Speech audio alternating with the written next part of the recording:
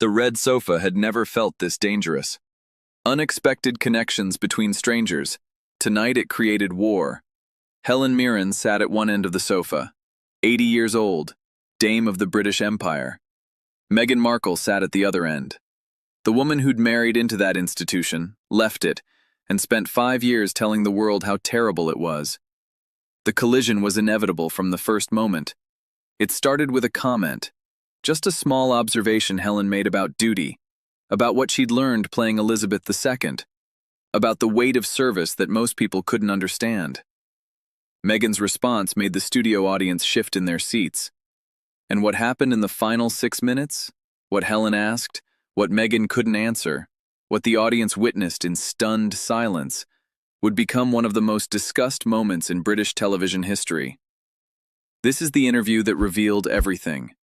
Subscribe now, hit that notification bell, and let's see what happened. The Graham Norton Show studio had its usual Friday night energy. The famous red sofa arranged for tonight's guests, the audience clutching drinks, the atmosphere of Britain's most beloved chat show. Tonight's booking had generated unusual anticipation. Dame Helen Mirren, promoting the BBC's Queen Elizabeth Centenary documentary, alongside Meghan Markle, Duchess of Sussex, discussing her advocacy work. 2 other guests, a comedian and a musician, would fade into the background of what was about to unfold. Helen arrived first, warm, elegant, immediately charming everyone in the room. She settled onto the red sofa with the ease of someone who'd been doing this for decades, who'd earned her place through 50 years of work. Then Meghan arrived, controlled, camera-ready, settling at the opposite end of the sofa with careful attention to angles and lighting. "Welcome, everyone," Graham announced. "This is going to be quite a show." He had no idea how right he was. "Helen," Graham began, "the BBC documentary about Queen Elizabeth's centenary. You're featured prominently. What drew you back to discussing her?" Helen's smile was genuine. She would have been 100 this year. 100 years of service, or at least 70 years of it as queen. That's extraordinary. That's a life devoted entirely to others. I wanted to honor that. You played her so beautifully in The Queen. What did you learn about her through that process? I learned that duty isn't a burden for some people. It's an identity. She woke up every morning knowing her life wasn't her own, that her preferences, her desires, her personal feelings came second to the role. Most people can't imagine that level of sacrifice. Meghan shifted on the sofa. Not everyone experiences the institution as sacrifice. Some experience it as cage. Helen turned to look at her. Do they? I spent years studying that institution, reading about it, understanding its weight. What I found was complexity, not cruelty. You studied it from outside. I lived it from inside. For 3 years, I studied it for decades. Respectfully, observation and participation offer different perspectives, but duration provides depth. Graham laughed nervously. Well, we've got both perspectives right here on the sofa. We do, Helen said, her voice pleasant but firm. And I'm curious about something. The institution you describe as cage, Helen continued, is the same one that gave you a global platform, the same one that elevated you from actress to duchess, the same one whose name you still carry. How do you reconcile criticizing something while benefiting from it? Meghan's expression cooled. I earned my place through my marriage. Your marriage to a prince, which made you part of the institution you now criticize. The title you hold, Duchess of Sussex, was granted by that institution. The recognition that allows you to sit on this sofa tonight came from that institution. I've built my own platform since leaving. Have you? The Netflix deal came because you were a duchess. The book deal came because you were a duchess. The speaking engagements come because you were a duchess. Strip away the royal connection and what remains? Graham attempted to intervene. Perhaps we could talk about... No, Helen said quietly.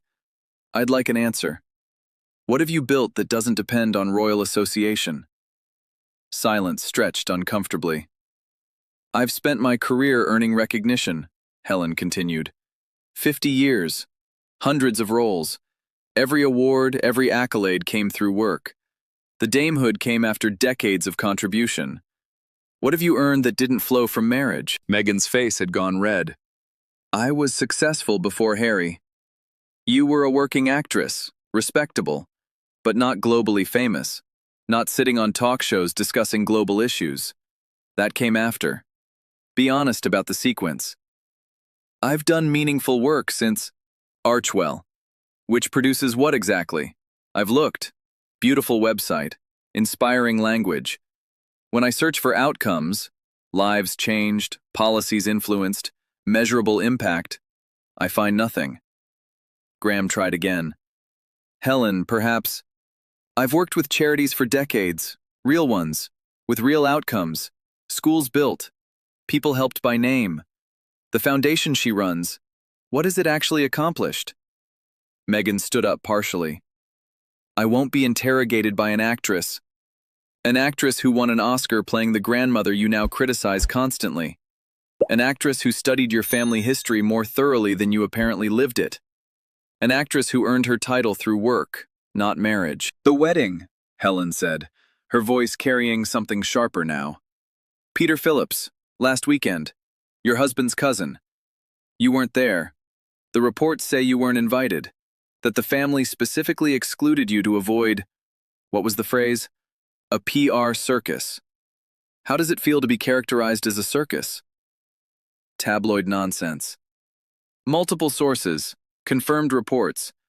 The family didn't want you there. Not the media, the family. Your own family by marriage. What does that tell you? It tells me the institution remains hostile. Or it tells you that your behavior has consequences. That publishing intimate family details for profit damages relationships. That doing Netflix documentaries criticizing your in-laws might affect your welcome at family events. Graham was gripping his cards now. Ladies, maybe we should— I'd like to know something, Helen said, ignoring him. When you married Harry, what did you think would happen?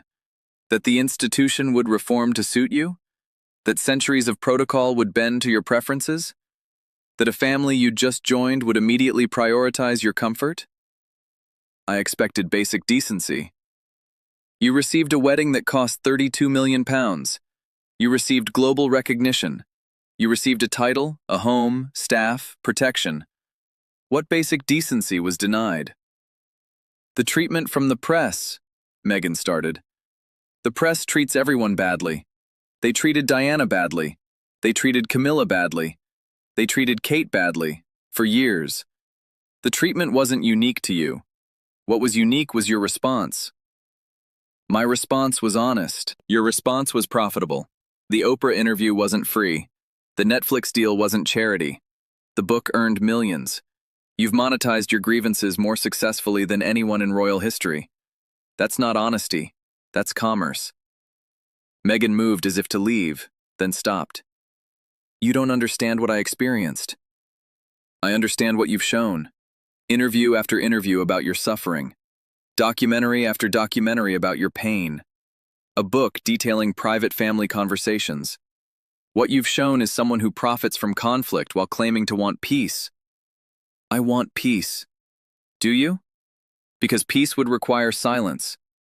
Peace would require not doing interviews. Peace would require letting wounds heal privately.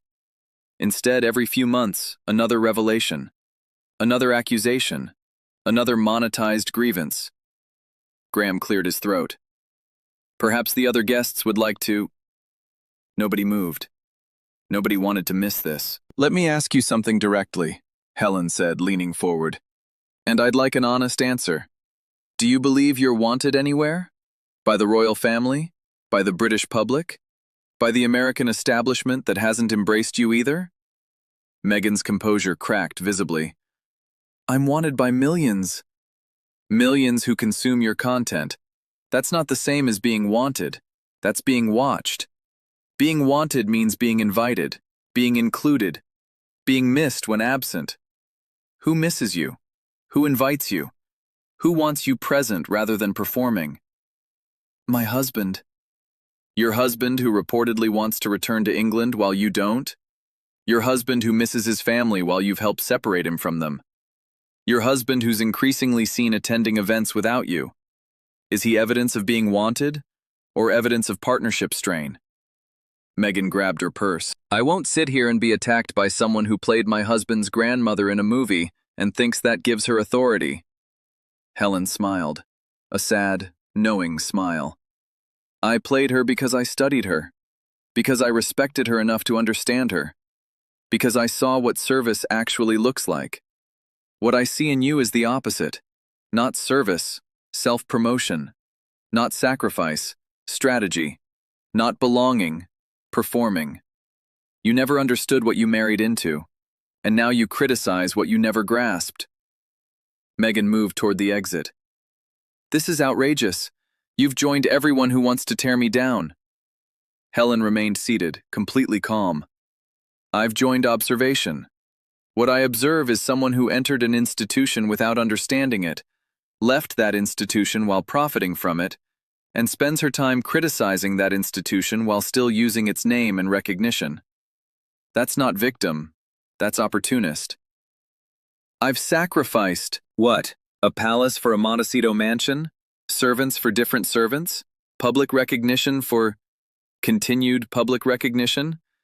Your sacrifice looks remarkably like lateral movement with improved weather. Graham had given up trying to intervene. The other guests sat frozen. You'll regret this, Meghan said. I'll regret honesty? At 80 years old, after 50 years of earned respect? I don't think so. What I'd regret is watching someone diminish the institution I came to respect through study, watching someone claim victimhood from a position of extraordinary privilege and saying nothing. That I'd regret. Meghan paused at the edge of the stage. You don't know me. I know what you've shown. And what you've shown is someone who wanted the crown without the weight, the title without the duty, the platform without the service. Someone who took what the institution offered and gave nothing but criticism in return. I know enough. Meghan left. The studio door closed behind her. The red sofa sat in stunned silence. Graham looked at Helen, then at his remaining guests, then at the audience. Well, that just happened. Helen straightened her sleeve with theatrical calm. I apologize for the disruption. I didn't intend to dominate the conversation. You didn't dominate. You clarified. Graham managed a weak smile, though I'm not sure that's ever happened on this sofa before. She needed to hear it. Not for my benefit, for hers, though I suspect she won't process any of it. The comedian finally spoke. That was... I've got nothing. I've got no jokes that follow that. Helen laughed, genuine, warm. Comedy after confrontation is difficult. Perhaps we could discuss something lighter? Graham nodded, visibly relieved. Yes, please, something lighter. Anything lighter. But the audience was still buzzing. They'd witnessed something unprecedented, something real, something that would be discussed for weeks. Before we move on, Helen said, I want to say one thing to the audience, because this matters. She looked directly at the camera. I was raised anti-monarchist. My parents would have been horrified that I played the Queen. But through studying Elizabeth II, through really trying to understand her, I came to respect something I'd dismissed. The weight of duty, the sacrifice of self, the quiet endurance of a woman who gave her entire life to service. She paused. What I witnessed tonight was the opposite. Someone who received enormous gifts from that institution, recognition, platform, global fame, and has spent years complaining about how those gifts were wrapped. That's not courage, that's ingratitude, and someone needed to say it. Graham nodded slowly. You've said it, quite clearly. I hope she heard it, though I suspect she didn't. People rarely hear what challenges their self-image. The musician spoke quietly. My grandmother watched the Queen on television every Christmas. She'd be glad someone defended her. Many grandmothers would be. That's who I was thinking of. The people who loved the Queen, who saw in her something worth admiring, who watch her family get attacked and feel helpless to respond. I responded for them. The footage aired that night. BBC made no edits. The clips that spread captured the red sofa confrontation. Strip away the royal connection and what remains? An actress who earned her title through work, not marriage. Your behavior has consequences. Publishing intimate family details for profit damages relationships. You've monetized your grievances more successfully than anyone in royal history. Do you believe you're wanted anywhere? Your sacrifice looks remarkably like lateral movement with improved weather. Someone who took what the institution offered and gave nothing but criticism in return. Meghan's team released a statement calling the appearance a coordinated ambush by someone with obvious institutional loyalties, designed to humiliate rather than engage. Helen responded through her representatives. Coordinated? I spoke spontaneously, from decades of study and observation. The ambush she describes is simply someone who's earned the right to speak about the monarchy through years of respectful engagement, asking questions of someone who's earned nothing but profit from complaint. She added, I've played the Queen. I've met the Queen. I've studied the Queen. When someone attacks that legacy while benefiting from it, I notice. And at 80 years old, I have nothing to lose by noticing out loud. For Helen Mirren, the confrontation became an unexpected coda to her royal portrayals, proof that decades of studying Elizabeth II had given her not just artistic insight, but moral authority to defend her legacy. For Meghan Markle, it was devastating in a particular way. Helen wasn't tabloid media, she wasn't royal staff, she was Britain's most respected actress, an Oscar winner, someone who'd earned global admiration through work. Being challenged by Helen Mirren, and being unable to answer, exposed something no media strategy could address. But for the millions who watched, something else emerged. The contrast between Helen, 80 years of earned respect, titles given for achievement, authority derived from study and work, and Meghan's inability to name a single accomplishment independent of her royal connection, told its own story. Helen had asked what Meghan had built. Meghan couldn't answer. Helen had asked if Meghan was wanted anywhere. Meghan couldn't respond. Helen had asked what sacrifice looked like. Meghan provided nothing. And in that absence, in that devastating silence where earned achievement should have been, everything anyone needed to know about the difference between genuine contribution and strategic self-promotion became impossible to ignore. Some people earn their place over decades. Others marry into position and complain about the wedding gifts. Helen earned everything. Meghan claimed grievance. The difference was visible to everyone watching. An Oscar winner, a dame of the British Empire, decades of studying the Queen, and she asked one simple question. What have you earned that didn't come from marriage? The silence said everything. If you want more content that recognizes the difference between earning respect and demanding it, subscribe, turn on notifications, drop a like. More truth, more legacy, more of what 50 years of genuine achievement actually sounds like. Stay with us.